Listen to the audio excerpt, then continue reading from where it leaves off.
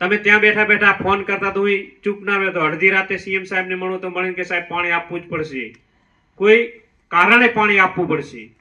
વામ અને થરાદના ખેડૂતો માટે અત્યારના સૌથી મોટા અને રાહતના સમાચાર.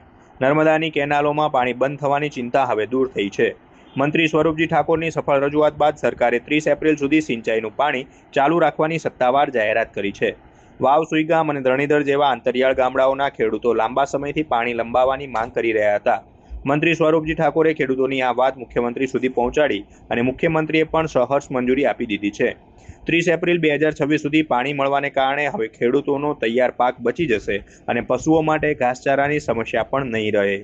અને જે આપણા મત વિસ્તારની વાત હતી પાણીની, તમે ત્યાં બેઠા બેઠા ફોન કરતા તો હું ચૂપ ના રહ્યો, તો અડધી રાતે સીએમ સાહેબને મળો તો મળીને કે સાહેબ પાણી આપવું જ પડશે, કોઈ કારણે પાણી આપવું પડશે.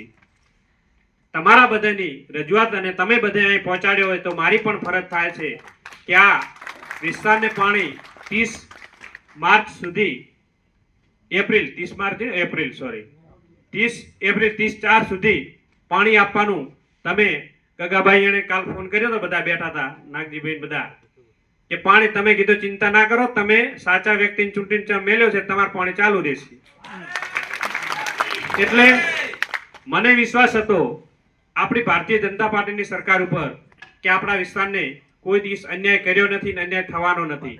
મેં તરત જ ગગાભાઈએ ના પાડી કે તમે ચિંતા ના કરો, પાણી 100% ચાલુ રહેશે. એના પછી જ સીએમ સાહેબને જઈ અને રજૂઆત કરી અને આપણને આપણા વિસ્તાર માટે 30/4 સુધી પાણી ચાલુ રાખવાની અત્યારે વિધાનસભાની અંદર પણ જાહેરાત કરી. બધા હતા ને, એટલે તમારા બધાનો પ્રતાપ છે, તમે બધે ચૂંટીને મૂક્યો ને તારા શક્ય બન્યું.